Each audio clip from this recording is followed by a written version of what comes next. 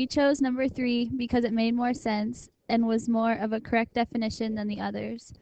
When paraphrasing, you read over something or what the person writes and then reword it in your own words, so then you're not copying what the other person says. Um, the others weren't correct because you're not technically summarizing it.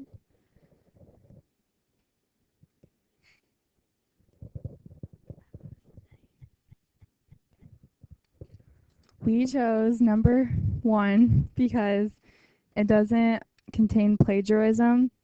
It has more detail than numbers 2, 3, and 4, and it gives all the main points without using plagiarism.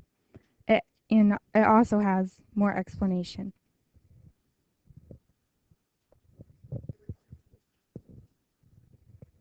The directions say, "What does a censor do?" We chose number 2 for an answer because it describes censoring as being an action or verb.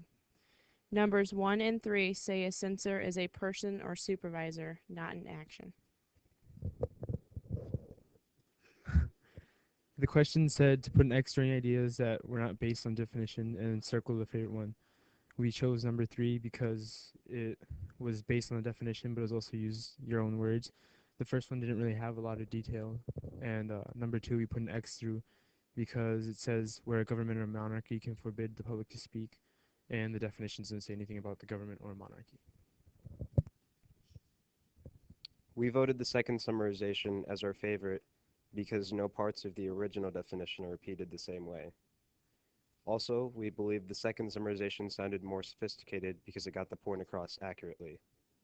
We did not choose number 1 or number 3 because number 1 seemed like it was speaking directly to the reader and number 1 was pulled directly out of the definition.